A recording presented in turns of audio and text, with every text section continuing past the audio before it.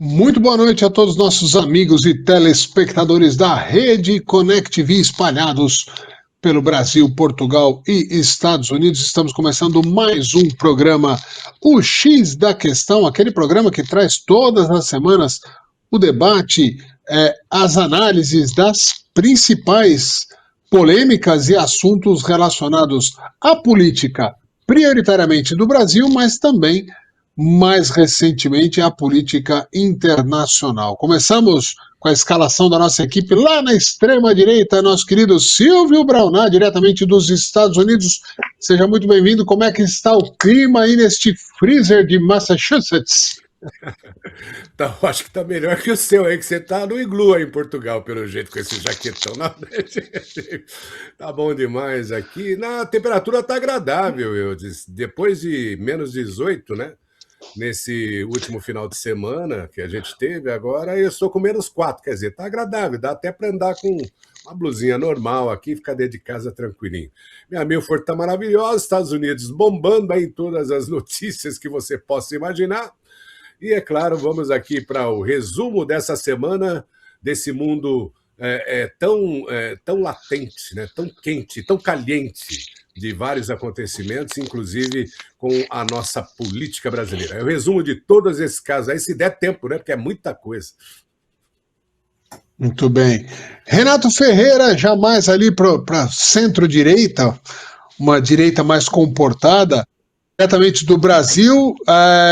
Eu não sei se está em Sarapuí, se está ali na Vila São Francisco, se está em Brasília. Me diga onde você está e revele como está o clima aí. Renato Ferreira.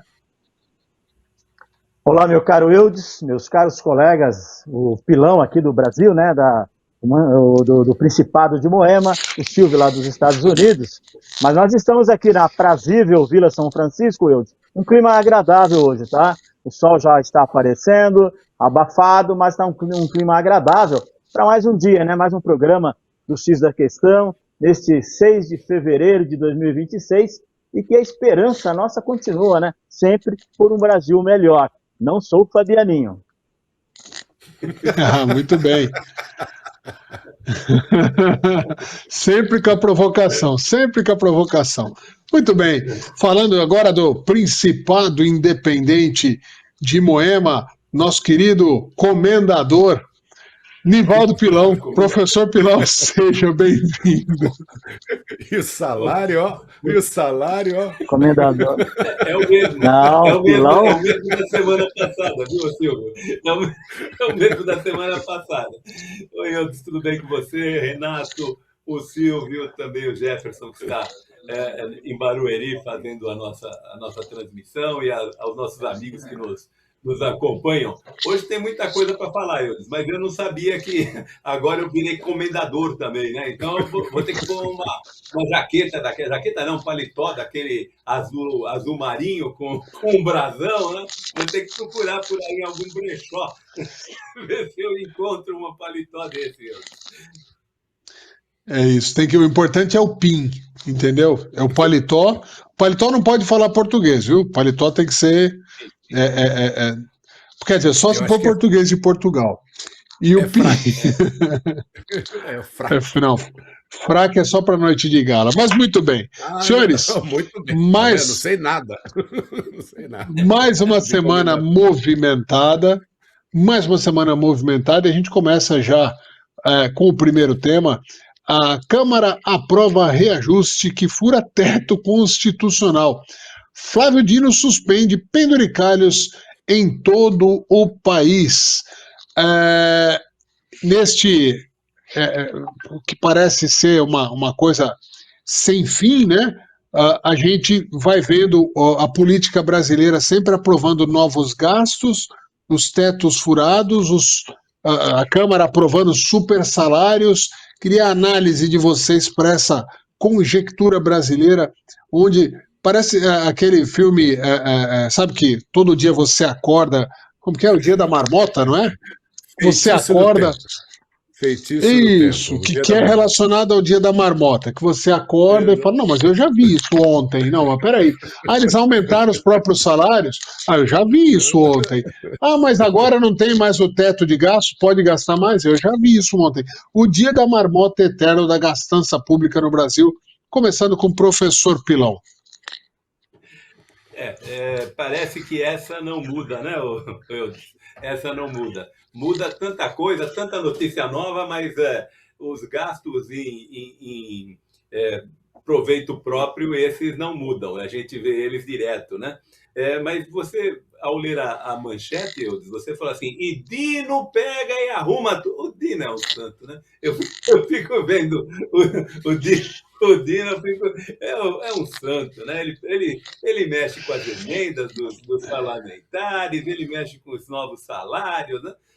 Não há dúvida de que é um escárnio esse aumento, não existe, é um absurdo, né? Basta a gente falar, se não outra coisa, que um dos penduricários que ele chamou lá, né? Porque ele achou um monte de penduricário, vale peru, vale não sei o que lá, né? Mas um desses penduricários é 3 por 1. Os caras vão trabalhar 3 dias e descansar um. Eu fico com dó deles, né? Porque é muito trabalho. Trabalhar 3 dias numa semana é muito trabalho, né? Mas, enfim, um escárnio, não tem dúvida. Mas eu gostaria que os nossos amigos lembrassem do seguinte: ele não proibiu, ele simplesmente suspendeu, vai ser julgado pelo plenário e disse, vocês querem dar esse aumento? Não tem problema. Cria uma lei que permita os penduricalhos. E se essa lei sair, quem é que se beneficia dessa lei, meu amigo Eudes? Além do Congresso, quem mais se beneficia dessa lei, né? Ou seja, a hora que sai a lei, a porteira está aberta, né? Então, na verdade, eu acho que ele tem uma segunda intenção, porque lá no judiciário, o nosso judiciário é o judiciário mais caro do mundo, né? O Então, como mundo. ele é o mais caro do mundo, tem penduricalho que não acaba nunca. E se vier uma lei para referendar os penduricalhos, significa dizer que eles entram legalmente na conta dos nossos nobres causídicos lá de Brasília e também do restante do mundo. Do mundo não, do Brasil. Porque aí vai descendo a hierarquia como um todo, né? Mas é isso, Eudes, não tem novidade. Isso é uma não novidade. Está aí uma não novidade, né? Apenas escancararam o que já acontece. Ô, Renato Ferreira, o jogo é sempre o mesmo, né? Eles fingem austeridade para legalizar gastança. E mais recentemente, o que é horrível de ver, é que o STF faz parte do jogo, né? O STF joga politicamente, joga para a plateia, quando faz uma ação dessa, então a manchete dá uma falsa impressão de que o STF quer austeridade, que quer uma economia, vamos dizer, para os cofres públicos, e não é a realidade. Os políticos, e é difícil, é ruim até a gente falar os políticos e generalizar, mas o que nos aparenta é que a grande maioria age desta maneira. Os políticos estão vendo o Brasil indo para o brejo, cada vez mais as contas públicas assim, de uma maneira equivalente ou pior do que a pandemia já, e mesmo assim a gastança não para, as aprovações de aumento não param, as verbas relacionadas às campanhas agora, né, os fundos partidários, fundo eleitoral gigantescos, quer dizer, para eles nunca tem crise, né? Eles não são do povo? Exatamente, Eudes. O que eles querem, o que o Congresso fez, que eles aprovaram isso aí, a toque de caixa, assim, tanto a Câmara como o Senado, em poucas horas, questão de 3 horas, 4 horas, eles aprovaram, e olha só a lei, furo do teto. Quer dizer, eles querem legalizar, sim, uma lei absurda, né? Porque o Brasil, a gente está vendo aí, o Brasil está pobre. A prova mais contundente dessa pobreza do Brasil, e claro, né, não precisava nem ser um cara tão inteligente como o Chico Anísio, que disse que se a pobreza é que elege esse tipo de povo, esse tipo de político, como é que vai esperar que eles acabem com a pobreza? Prova disso foi o Vale Gás. Olha, a família que não consegue comprar gás para cozinhar sua comida, essa pessoa, coitada, ela vive totalmente abaixo da linha da pobreza, tá entendendo? E aí eles vão lá, o Congresso aprova o furo do teto. Ou seja, o teto no Brasil já é uma discrepância, é uma excrescência. Salário de 49 mil, se a gente relacionar isso com o salário mínimo. Eles demoram dias e dias, meses para aprovar um aumento do salário mínimo, que, segundo eles, quebraria o país, né? Mas o teto, não pode ganhar mais de 49. Opa, não pode, vírgula. Aqui nós vamos aprovar que funcionários públicos, e é dos três poderes, viu, amigos? É dos três poderes, inclusive o do judiciário do Brasil, que é onde mais tem fura-teto. Tá entendendo? Então, tá lá aquele salário de 49 mil, de 30 mil para o servidor, mas aquilo ali é só para inglês ver. É piada, porque o cara tem um penduricalho dali, um ajuste daqui, quando chega lá, aquilo tá 100, 150, 200 mil, se o cara tira uma licença-prêmio, ele recebe 500 mil reais, tá entendendo? Então, é uma pouca vergonha num país onde os pobres e a classe média vai se empobrecendo cada vez mais, e o poder econômico vai ficando na mão dessa casta política, como você falou, não é do povo, é uma casta política, é uma casta social muito acima do brasileiro comum, que trabalha aí, coitado, vive 5 horas no transporte, chega em casa e não pensa em mais nada, vai só votando a troco de Bolsa Família, a troco de gás, é a mesma coisa que se tinha antigamente. O cara pobre trocava por uma metade de uma dentadura, por um par de sapato, hoje troca-se por Bolsa Família e botijão de gás. Lamentavelmente, é o caminho que o Brasil segue sob essa ótica de política social, de política de esquerda, que graças a Deus a gente está vendo que está acabando no mundo, né? E país que se abriu muito, como a França, hoje não está catando os seus caquinhos aí para ver se recupera como um país que já foi almejado por muitas pessoas. Só para efeito de comparação, o salário mínimo aqui em Portugal, em torno de 800, dá menos de 1.000 euros, vou arredondar para 1.000 euros. O salário médio, vai, 1.000 euros, certo? Um deputado da Assembleia da República aqui ganha bruto 4.000 e poucos euros. Então, 4 vezes, mais ou menos, o que é o salário, vamos dizer, próximo do mínimo ali da população de Portugal. No Brasil, o salário mínimo está quanto? 1.600 e pouco, é isso? 600 agora. E 619, vamos colocar 1.600. O bruto mensal de um deputado no Brasil é 46 mil. Então aqui a gente está falando que é 4 vezes mais, aí dá 20, quase 30 vezes. 30 vezes. Então é assustador, né? A melhor relação é em dólar, né? O salário mínimo está aí o quê? A 140 dólares, né? Mais ou menos, é isso? Dólar a 5,19 agora. É isso, né, professor? Dá 140 dólares redondo, e o salário de um parlamentar, 8 mil dólares. Entendeu? É assustador. É assustador. Mas passando a palavra lá pro Silvio Braunar. Silvio! Já que nós entramos no meio da conversa antes do Silvio, né? Já ferramos ele mesmo. Deixa eu só fazer algumas observações aí. A primeira delas é que essa brincadeira toda fez com que o nosso PIB do ano passado, né, a nossa dívida do ano passado, subisse para 1 trilhão e 62 bilhões. 1 trilhão e 62 bilhões de reais, contra 997 do ano de 2024, que já foi um escárnio. Ou seja, estoura teto, estoura tudo. As pessoas não conseguem ver isso, que a hora que uma coisa acontece, desdobra na outra. Por exemplo, acabei de receber uma notícia aqui, que o número de falências de empresas no Brasil voltou a crescer de forma preocupante. A FEComércio de São Paulo mostra que 5.280 falências foram registradas no ano passado. O maior número de toda a série histórica. Ou seja, as coisas se desdobram. Você aumenta lá, alguém tem que pagar. E quem paga normalmente é o que a gente vê aí no Brasil, que quem paga normalmente é a classe média, seja ela o trabalhador de classe média, seja o pequeno empresário de classe média, é essa turma que só somos nós. Silvio Braunar, o que a gente vê é que essa crise que o Brasil está aprofundando, se a gente fizer um paralelo com a época do final do governo Dilma, que ela conseguiu estragar completamente, absurdamente a economia do Brasil, o Brasil demorou em torno de 8 anos para voltar a respirar sem aparelhos. Nós estamos entrando numa fase aí que nós vamos ter que nos preparar para ficar mais de uma década respirando por aparelhos, se o próximo governo não for na mesma linha.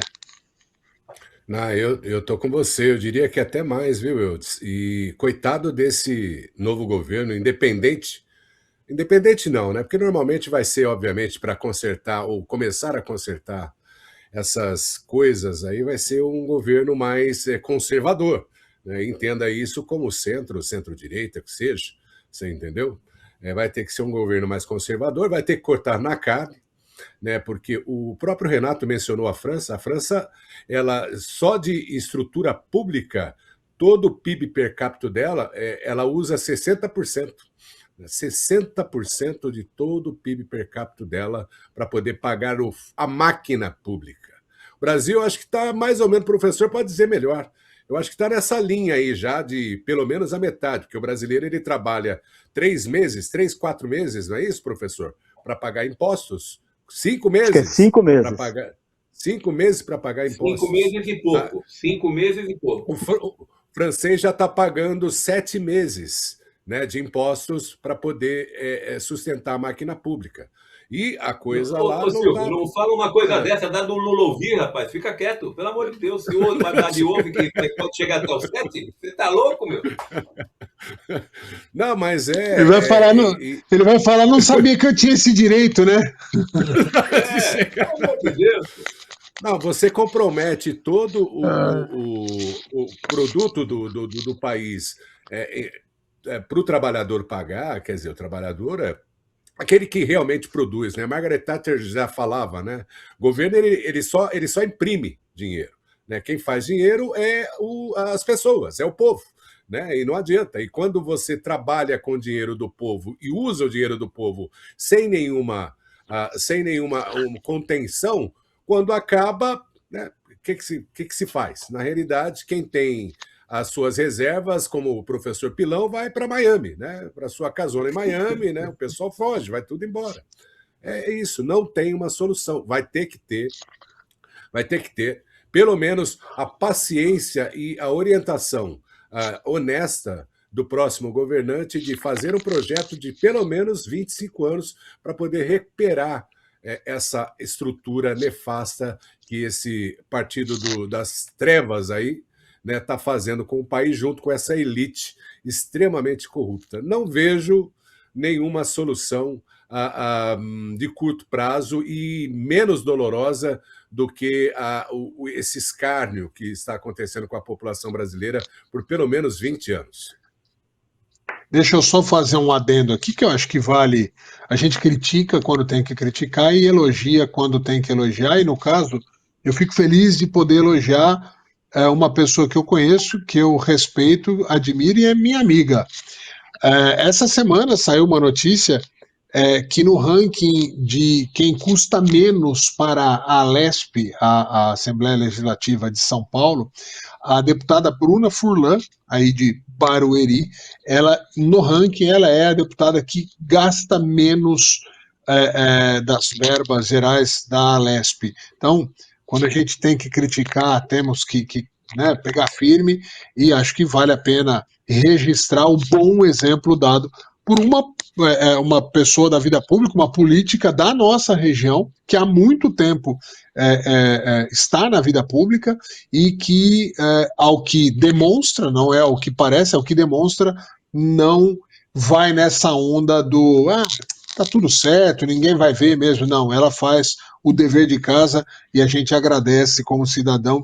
Quiçá todos fizessem, ou a maior parte fizesse essa lição mínima de casa, e nós teríamos um controle um pouco maior das contas públicas no Brasil. Vale, então, este registro. Vou para o próximo tema agora.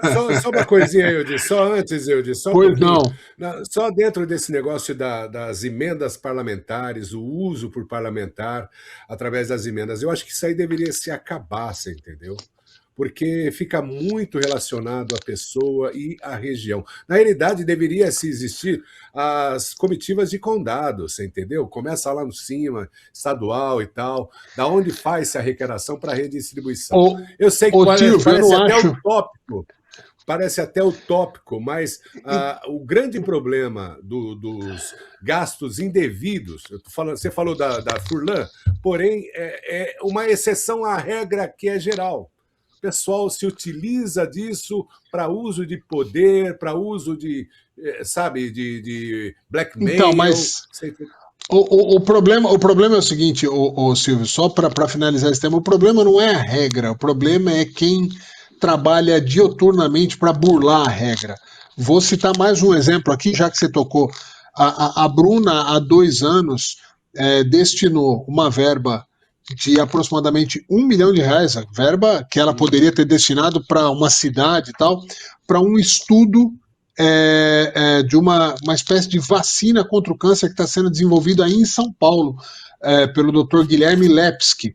Então, ninguém ficou sabendo, ela não fez divulgação disso, ela não destinou isso para fins políticos, porque normalmente é quando encaminha para uma cidade e tal. Então, mais uma vez, um bom exemplo de que um político bem intencionado, ele pega a regra e usa ela em benefício do que é bom para a população. O problema são as pessoas, não são só as regras. Fica só um comentário, mas eu quero mudar de tema agora e falar. Eu não sei se vocês sabem que o Brasil se prepara nos próximos anos, é uma modalidade diferente, mas é uma monarquia que a gente já tem um rei definido, só não foi colocada a coroa ainda, que é o rei Kassab I.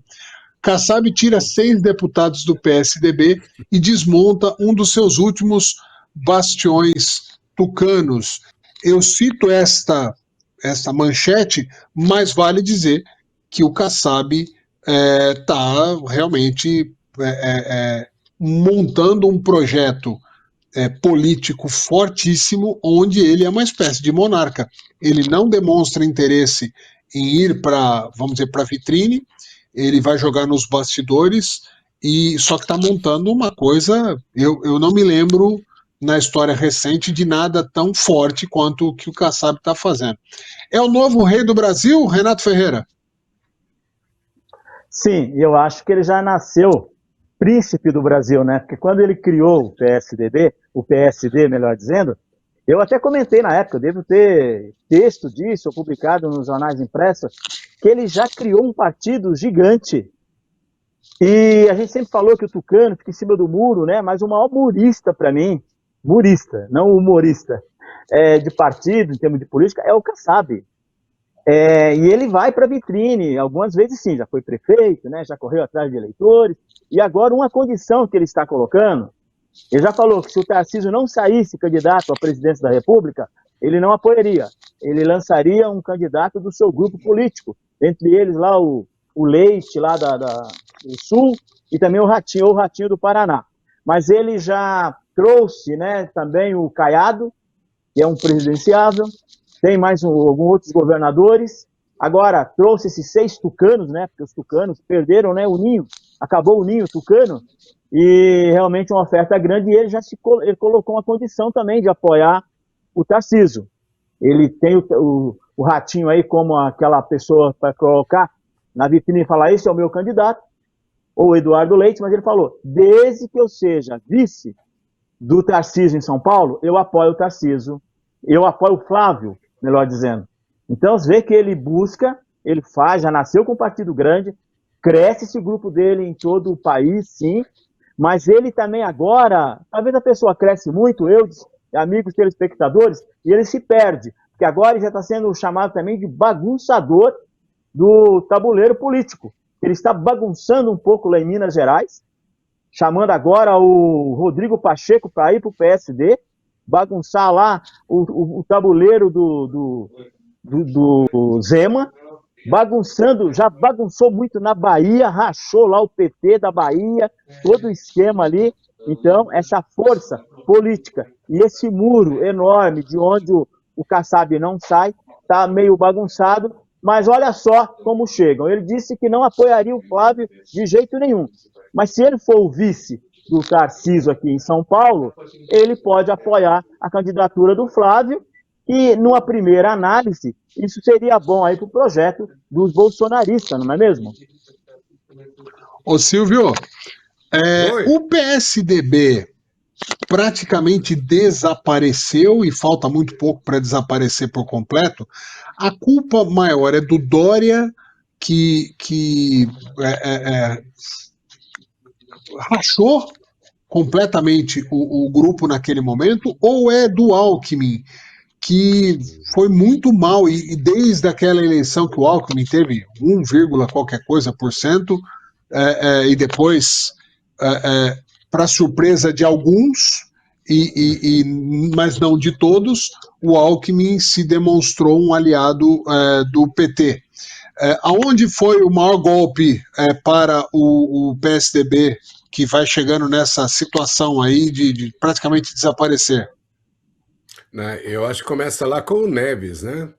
Mas a implosão ali na disputa entre a parte de Minas com a parte de São Paulo, que aí você inclui o Dória, né? O calcinha apertada, e, obviamente, com a pá de cal, né? O criminoso vai voltar à cena do crime, né? E ele se juntou ao criminoso voltando à cena do crime, né? Tá tudo dentro, tá tudo junto, né? Essa mistura, a falta de objetividade, a falta de honestidade por parte. Porque, na realidade, o PSDB nasceu como um partido comunista um partido socialista mais light, né? É um partido mais brando, mais assertivo, mais pensador em termos de projeto de povo, com o próprio partido, com a própria carta magna deles, né? E no meio do caminho, o poder falou mais alto. O Alckmin teve, depois do Mário Covas, por quanto? Depois de vice Mário Covas, acho que 3 governos, né, do estado de São Paulo, e ele não conseguiu fazer o crescimento do PSDB. Pelo contrário, ficou aquela pecha do partido em cima do muro, sem decisão exata nenhuma. E isso aí, inclusive, entre as pessoas, os donos, né, do meio político, pegou muito mal. Então, eu acho que aí está a mistura dos 3, né, com o próprio rapaz lá de Minas, né, e com o Dória fazendo aquela coisa na pandemia, né, e, obviamente, com a última pá de cal, que foi do próprio Alckmin, que enterrou o partido fazendo a sua campanha sendo vice-presidente. E ele, inclusive, é vice-presidente e ministro, né, desse desgoverno atual, né? Eu nem sabia que ele é ministro também de alguma coisa, mas representatividade não maior do que um chuchu, que é o apelido dele. Ô, professor Pilão, pois não. Antes de você passar para o Pilão, só vou dar minha opiniãozinha aí a respeito do fim, o motivo do que você perguntou possível, o fim do PSDB. Tudo bem, tem muita força aí realmente o Aécio Neves, as burradas que ele fez, as travessuras, a corrupção, o Alckmin, né, que voltou para o lugar do crime com o PT, logicamente o Dória, o calcinha atolado aí, mas para mim um grande responsável que levou o PSDB a essa situação foi o FHC, sabe? O FHC ele quis terminar com o maioral do PSDB e afundou o partido, tanto é que o partido chegou a essa situação. Para mim, o principal é o FHC. O Alckmin, ele acabou ficando, sabe aquele jogador que a gente sempre fala, pô, o dia que esse jogador tiver uma oportunidade, ele vai ser o craque, se ele for para a seleção, ele vai arrebentar, e o jogador nunca vai para a seleção, mas a vida inteira a gente fica falando, puxa, vou dar um exemplo, se o Neto tivesse ido para a Copa de 90, o Brasil tinha sido campeão. Vocês já ouviram isso um monte de vezes.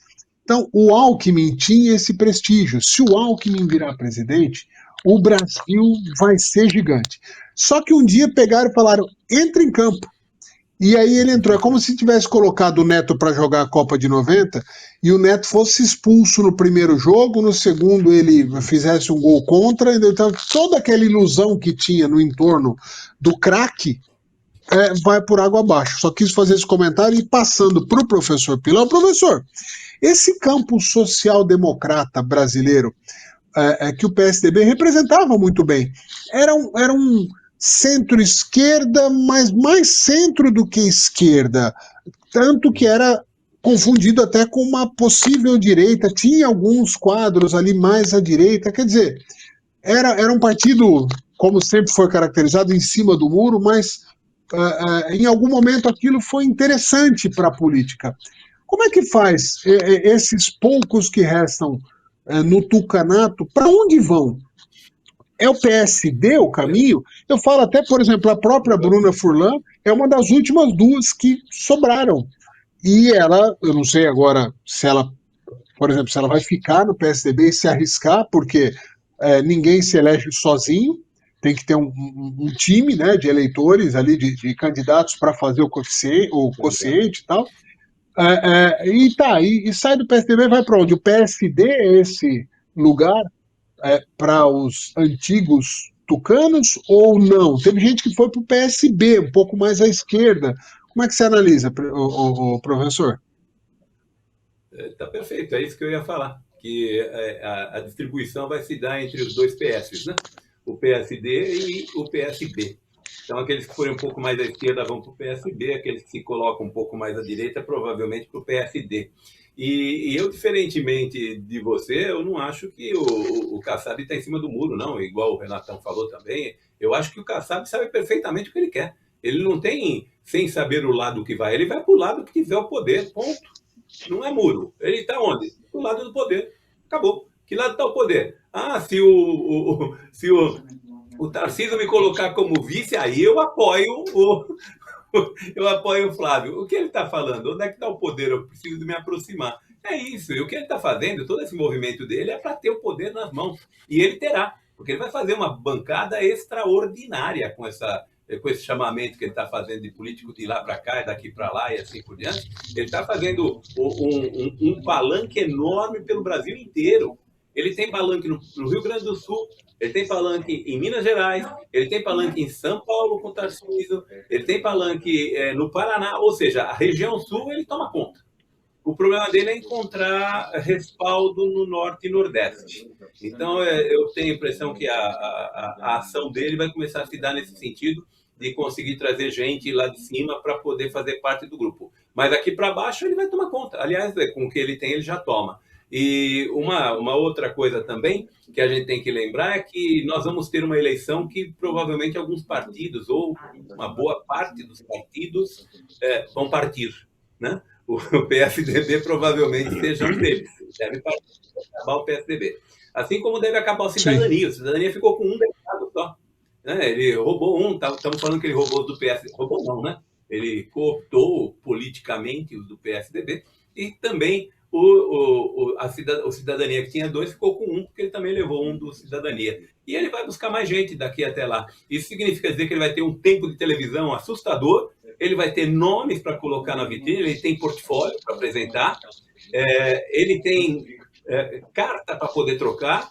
Ele é um baita político, é o reizinho, como você falou. E de em cima do muro eu acho que ele não tem nada, é só olhar o lado que está o poder que ele vai. Ele, na verdade, ele faz do muro pontes, né? Ele transforma o que é ficar em cima do muro em estar permanentemente na ponte de um lado para o outro. Para concluir, Silvio Braunar. Não, só uma observação aqui, como o mundo político e o político brasileiro jaz no maligno, né? Esse negócio do político brasileiro e o mundo político brasileiro já começa com esse escárnio que é o fundão eleitoral, aonde ele arranca o meu dinheiro, o seu dinheiro, ele pega o seu dinheiro para eleger ele, para ele ficar lá em cima tomando o seu dinheiro de volta. É uma sacanagem, é o mundo do maligno, essa composição, essa mentalidade política brasileira. Fundão eleitoral de quanto, professor? 7 bilhões. É isso, né? 7 bilhões. Esse é o ciclo, meu amigo. Esse é o ciclo. Então, Esse é o ciclo. ele arranca o seu dinheiro, o meu dinheiro, para eleger ele, para ele continuar arrancando o meu dinheiro, o seu dinheiro. É uma tremenda sacanagem. Senhores, falando em roubar, a próxima notícia é sobre uma entrevista que o presidente Lula concedeu para suprassumo do jornalismo brasileiro, Dani Lima, para os íntimos, a Dani, num dos momentos mais patéticos que eu vi recentemente, assim, bom, que a gente está acostumado cada vez mais a ver no jornalismo brasileiro. Entre sorrisos e falsas interpelações mais sérias, nitidamente um teatro montado, se tocou talvez no que seja não sei, como é que fala no plural, calcanhar de Aquiles? Os calcanhares de Aquiles, é isso? Então, mas só dá para ter dois, né? Que é um em cada pé.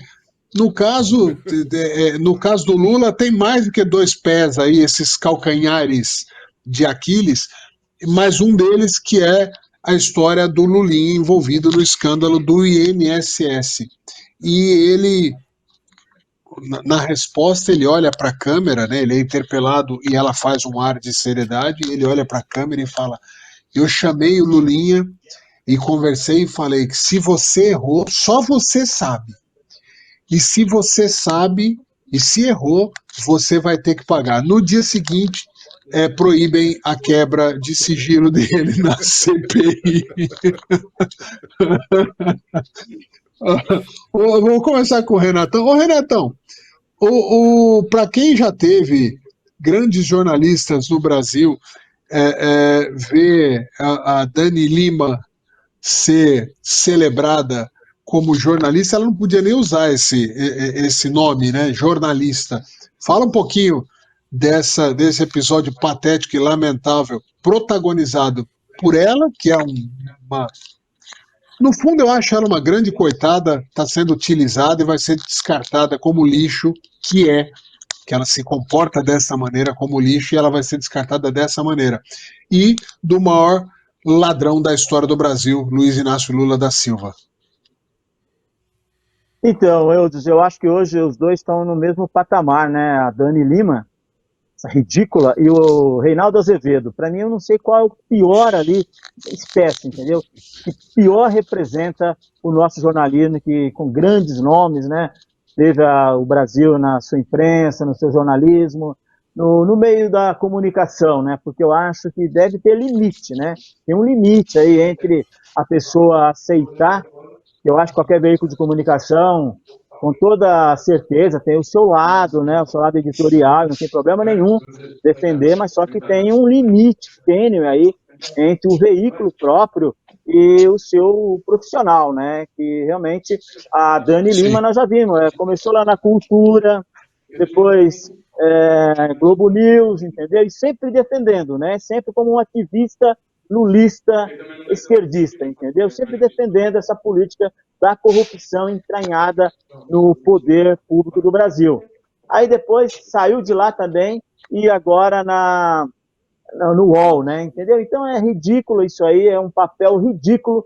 Eu jamais gostaria de ter representado algum dia e jamais representarei, porque é ridículo a situação da Dani Lima. E agora o Lula, você falou aí dos calcanhares de Aquiles, ele deve ter mais, porque Lula, eu fiz até uma notinha irônica outro dia dele com o Lulinha mesmo, e Lula, se você vai buscar lá no meio científico, Lula, né, é um tipo de aí do crustáceo, não, como é que chama lá, eu esqueci agora o nome do grupo que ele faz parte, mas Lula é caracterizado por um corpo mole, uma cabeça grande e com tentáculos, entendeu? Então, realmente, o Lula tem seus tentáculos, mas esse papo com o Lulinha, e é bom te destacar que ele fala se o Lulinha errou, entendeu? Mas ele já está todo o exército dele lá na CPMI para não aprovar nada contra o Lulinha. Então, ele só fala para a plateia dele, essa plateia que realmente não pensa com a própria cabeça, porque não deve ter mais neurônios aí para funcionar, e ele vai dar entrevista, lógico, para Dani Lima. Ele devia dar uma entrevista, então, no X da questão, que aqui ele não iria ser pressionado. Ou iria, gente? Nós íamos fazer perguntas sérias para o Lula, mas eu poderia convidar, sim, o Lula, até para um programa especial de entrevista, que aqui ele jamais seria pressionado, inclusive, pelo nosso amigo Silvio, lá dos Estados Unidos. O Lula, a Lula, só a X da questão também é ciência. É um cefalópode e é um molusco. Só para Molusco, é do deixar. grupo Molusco, exatamente. Molusco, exatamente. É do grupo Molusco, se caracteriza por um corpo mole, uma cabeça proeminente com tentáculos. 2 tentáculos assim na cabeça. São 8 braços e 2 tentáculos. Então, fazendo uma analogia, dá para ter até 10 calcanhares de Aquiles nessa soma toda. O Silvio Braunau, nessa mesma entrevista. Olha lá o que você vai perguntar. Calma, respira fundo. Nessa mesma entrevista, a Dani Lima deu espaço para que o Lula fizesse críticas ao Conselho de Trump, o Conselho da Paz, que é assim, impressionante como não se fala mais do tema Palestina, porque parou o problema, pelo menos temporariamente, eles estão ali, né, tentando organizar um próximo passo, que é a entrega das armas pelo Hamas, mas o Lula deu um jeito de criticar também. Surpreso com esse posicionamento em relação a qualquer coisa que venha do Trump? O Trump deu um passa-moleque nele gigantesco, ele meteu ele, que é do BRICS, né, para ser da Comissão da Paz, no lugar da ONU, lá em Gaza. Amigo! Junto com o Benjamin. Junto com o Benjamin Netanyahu. Você acha que ele não ia criticar? Ele não tem coragem. Ele disse que vem agora aqui em março, né? Eu quero só ver, né? Porque o Petro veio aqui na Casa Branca lá e o Trump colocou junto com ele um jornalista de origem colombiana, descendência colombiana, na mesma sala com ele. Só para você ter uma ideia. Então, se o Lula vai vir aqui em março, eu imagino o que é que não vai estar sendo colocado dentro da Casa Branca. O Eduardo Bolsonaro. O Alan dos Santos. O Alan dos Santos. Você entendeu? Então, esse é o exemplo, né? O Lula, ele é o... Eu podia colocar esse português aí, o jornalista português. Exato. O Lula, na realidade... Falei o nome desse cara. Nossa, eu não acredito, cara. Esse desgovernante aí, ele... eu não acredito, você me induziu a falar o nome dessa coisa aí. Ele, na minha época de escola lá, ele era aquele bunda mole, ou nádega flácida. Na hora que o bicho pega mesmo, ele aponta o dedo incriminando os outros, você entendeu? Na hora em que ele foi chamado lá nessa missão da paz de Gaza, ele resolveu apontar o dedo. Ele esqueceu que ele falou um monte de porcaria, não vou falar o palavrão aqui, né, a respeito dos judeus, comparando aquilo lá que Israel estava fazendo na sua autodefesa depois do ataque do 7 de outubro, como o Holocausto, tá? Ele recepcionou o ministro dele das Relações Exteriores, que não é esse que veio aqui nos Estados Unidos, é aquele que está lá na China, lá junto com o Hamas, junto com o Hezbollah, né? Fez uma indicação do livro lá da parte política dessa organização terrorista, você entendeu? Todo envolvimento, o próprio nosso, acabamos de falar dele agora, o Alckmin, sabe, na posse do presidente iraniano, você entendeu? Naquela foto memorial, né? Onde tinha 10 personalidades, só sobrou o Alckmin, você entendeu? Então, essa é a pegada. É óbvio que ele vai falar mal do Laranjão, porque o Laranjão falou, olha, já que você quer ser o ator mundial, o protagonista, amigão, tá aqui, ó.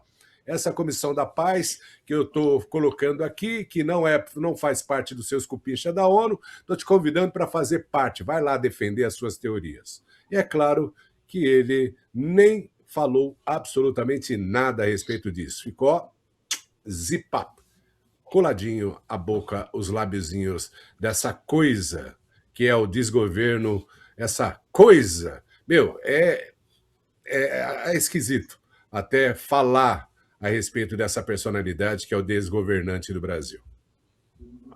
Ô, professor Pilão, a gente começa já, né? Estamos em fevereiro, contagem regressiva para o dia da eleição, mas a campanha já está posta naturalmente, ninguém tem dúvida mais disso.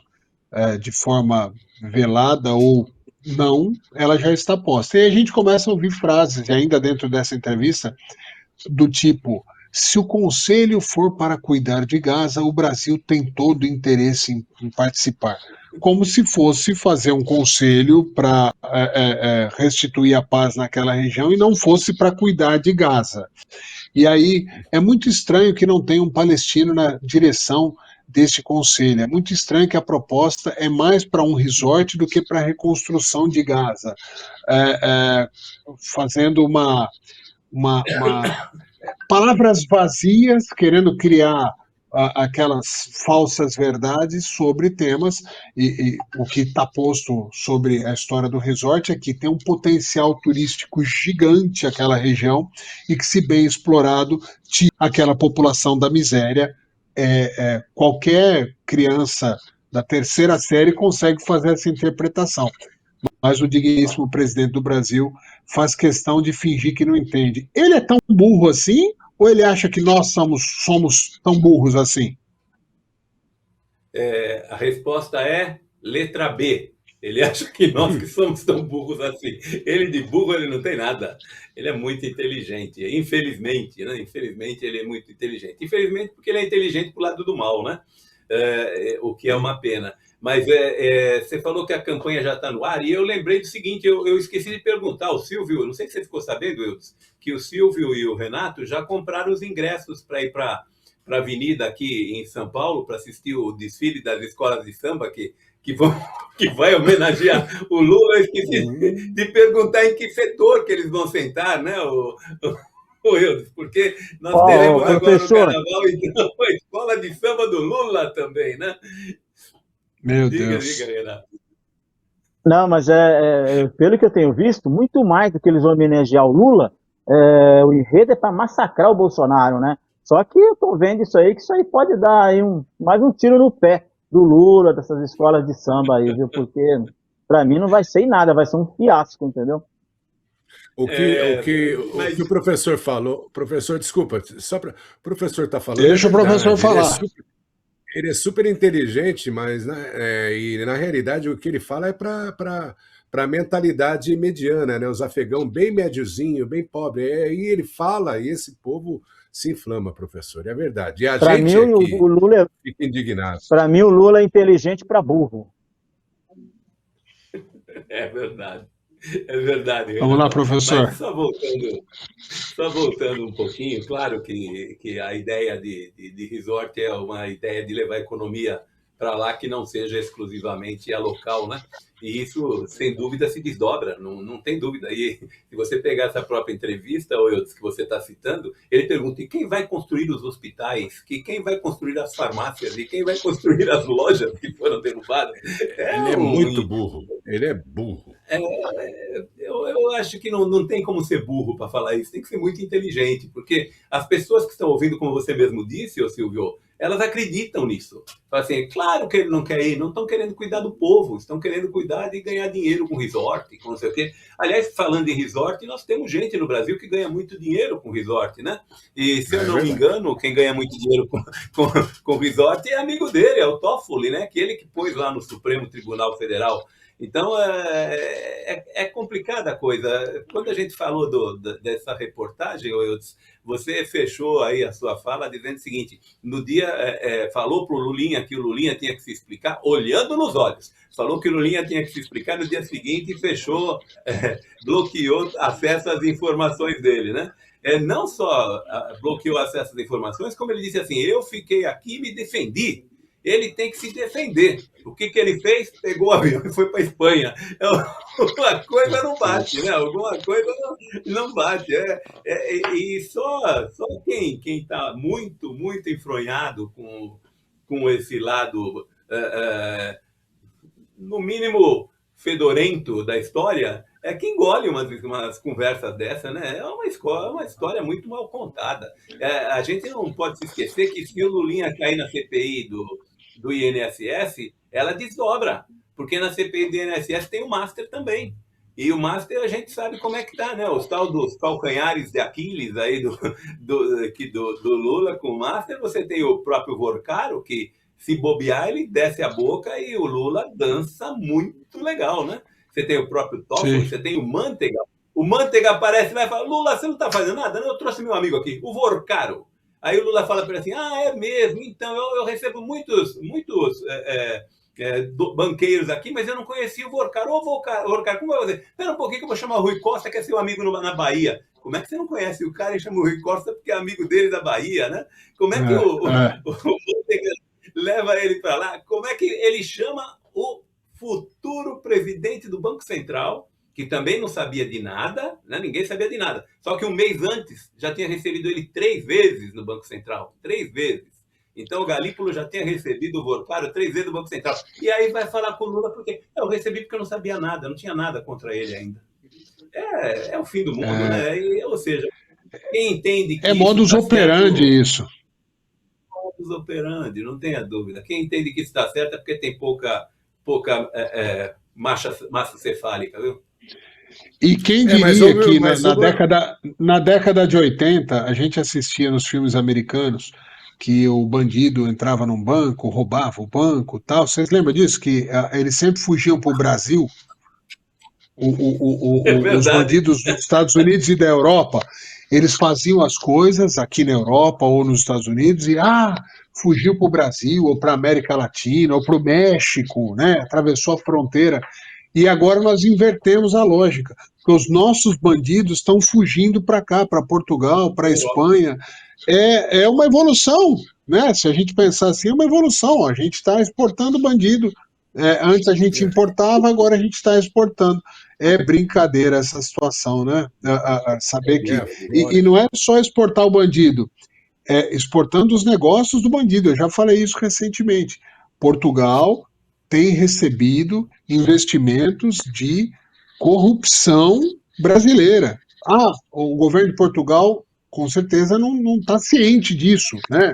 Não é lógico que sim, mas tem muita gente montando grandes empresas aqui, universidades, investindo na educação e tal, dinheiro ligado a coisas erradas no Brasil, seja corrupção, seja tráfico de drogas e assim por diante. A coisa está feia.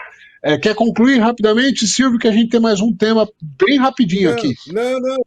Você esqueceu Miami, Flórida, entendeu? Golfo da América, que antes era Golfo do México. Sim. Está lotado. Principalmente dos Senhores, nossos ministros supremos. Vamos lá. Fim do acordo nuclear pode abrir corrida armamentista entre 3 potências. O último tratado de desarmamento nuclear em vigor entre Estados Unidos e Rússia, o START 3 ou New START, Tratado de Redução das Armas Nucleares Estratégicas, expirou nesta quinta-feira, dia 5, sem confirmação de avanço de um novo acordo entre Donald Trump e Vladimir Putin. Com isso, o mundo entra num período de incertezas marcado por uma possibilidade de uma nova corrida armamentista. Senhores, eu vou começar com o Silvio Braunar. Silvião, não me parece que está errada a análise. Eu só acho que ela é rasa. Tenta criar um amedrontamento de uma corrida nuclear, que evidentemente não é o desejável, mas esquece de ir um pouco mais a fundo aqui. O mundo está sendo dividido em, vamos dizer, em ciclos de influência. Os países e as pessoas têm que decidir se querem ficar influenciados pelos Estados Unidos, pela China, ou em menor escala, pela Rússia. Pela Essa é Rússia. a visão que eu, Você- a visão que eu tenho. Sua leitura é espetacular. E eu diria para você, a gente não tem a menor noção do avanço, da capacidade dessas nações. A gente ouve dizer, mas, por exemplo, a gente tem tecnologia que é utilizada hoje em termos de aviônicos, né, que começou lá na década de 60. Então, se a gente está falando de 2026, o que que nós não temos que já está lá, você entendeu? Na casa dos 2060, 2070, em termos de tecnologia, hoje já desenvolvido. Então, eu diria que é o seguinte: depois desse tipo de ação americana, pode ser com até a participação de algumas partes locais, no Irã, você entendeu? Também junto com Israel, e mais recentemente com essa frota toda que ainda está no Mar do Caribe, ah, o mundo entendeu, e só outras duas nações entenderam dessa capacidade. E todas as outras duas, comparativamente com a americana, e aqui eu estou fazendo uma defesa meio de pensamento, coisa minha, você entendeu? Da Sim. capacidade americana em termos tecnológicos, está muito, mas muito mais além do que as outras duas nações. A segunda, que seria a chinesa, que tem um desenvolvimento tecnológico esplêndido, segundo o que a gente vê aqui através das mídias que são tabaritadas, né? São gabaritadas nesse assunto, né? E em terceira posição, menos um pouco a China, a Rússia. Tá? Então, aí é o que a sua leitura foi espetacular. Você quer ficar com quem? Você quer falar mandarim? Você quer falar russo? Ou você quer falar inglês? E a opção é sua. Isso aí é para o resto do mundo, é o resto mesmo. Tanto é que a dominância para a parte ocidental, os Estados Unidos já decretou, falou, olha, aqui é o seguinte, quem manda sou eu. Se você quiser ter a participação de uma outra nação estrangeira aqui, eu não vou deixar. Então você escolhe qual é o caminho que você quer tomar. O normal da amizade, seremos amiguinhos, coleguinhas, e a gente divide as informações, eu te exploro um pouquinho, mas aí te dou um pouquinho, te divido numa quantidade exata essa capacitação tecnológica também para você se desenvolver, ou você vai ter a parte ruim, que é todo o soft power inicial que os Estados Unidos já está desenvolvendo com a Venezuela, com Cuba mais recentemente, que está ali numa situação caótica, e aí isso é uma questão de escolha por parte das outras nações. Então, eu acredito que é essa jogada. A sua leitura foi espetacular. Olha, eu não vou assinar porcaria nenhuma desse tratado, retratado, e é o seguinte, eu tenho as minhas condições. Se você quiser descobrir qual é que é, vem para cima de Joe. É essa jogada. No pique, que a gente tem 4 minutos só para finalizar e já se despedir, mas antes, professor Pilão, eu só tenho um pouco de dúvida de quem vai influenciar diretamente aquele mundo árabe, que me parece uma célula culturalmente independente e que quer se manter independente. Tem o poder muito forte do petróleo, né, que mantém aquela região com um certo afastamento, mas não me parece uma região que está feita a ser diretamente, realmente influenciada nem por Estados Unidos, nem por China, nem por Rússia. O senhor vê da mesma maneira? Parece muito mais assim, ó, me deixa quietinho aqui no meu canto, né? Eles parecem uma muito Casa mais Blanca, do que qualquer outra coisa. Uma Casa Blanca na guerra, né, professor? Isso aí, é isso aí. Mas com relação a isso, nós temos ainda... É nova geopolítica, não tem jeito, tá? A disputa está sendo lá, tanto que você percebe claramente que o Trump quer colocar gente em Gaza e começar a tomar conta da brincadeira. Isso significa dizer, eu fico com um pezinho forte ali, se eu conseguir mudar a vida do pessoal de Gaza, se realmente sair essa questão de Gaza da forma como o Trump quer, o pessoal de lá vai se sair muito bem. Não é bem, não, vai se sair muito bem. E por quê? Porque ele tem interesse em demonstrar para o resto da região que tem outra alternativa que não seja aquela que eles estão vendo. Isso é política também, né? Então, a questão da política, e a gente fala quase toda semana disso, né? A geopolítica é isso, são dois grandes mundos. Por que é que nós temos esse terceiro, que seria a Rússia? Porque a Rússia tem estoque. Ela não tem futuro, mas ela tem estoque. Hã? Bombas Não, nucleares. ela tem estoque. Exatamente. Ela tem futuro? Não, futuro não tem grande. Pelo que a gente vê também, a gente não tem acesso ao que acontece lá dentro, mas pelo que a gente vê, não tem grandes coisas para mostrar. Mas ela tem estoque, né? E o estoque é um estoque meio explosivo. Então, exatamente. Então, ela entra nessa divisão aí em função disso. Mas, fora isso, é China e Estados Unidos. A briga é essa. E os brasileiros que ficam aí aplaudindo Lula quando ele fala que eu vou conversar com o Trump lá em março e eu aceito tudo menos a autonomia do Brasil, né? Menos a autonomia do Brasil. Soberania. Como se o Trump quisesse, é isso, exatamente. Como se o Trump quisesse a soberania brasileira. Ele não quer, ele só quer que é o seguinte, ó, manda um pouco desses trem aí de chinês que estão aí na tua casa embora, que é muita coisa. Tem muito chinês aqui dentro. Muita propriedade, muita empresa, muita coisa aqui dentro que ele quer que diminua. E se o Lula fizer isso, ok, ele vai para aquele lado. Se não fizer, o Trump abandona ele aqui e nós estamos abandonados juntos. Renatão Ferreira, no pique, Vai falar uma mandarim. análise sobre essa divisão e essa disputa mundial, mas também do ponto de vista de uma sociedade judaico-cristã que nós temos no Ocidente. Eu vou ser o mais sucinto possível, porque é o seguinte, para mim, esse acordo ele vai chegar realmente num ponto comum aí para a humanidade, porque para mim, Eudes, por mais guerras estúpidas que a gente tem atualmente, como a da Ucrânia, por exemplo, o caso de Gaza, o homem ele não quer se autodestruir, por mais estúpido que alguns sejam, entendeu? Ele não quer se destruir.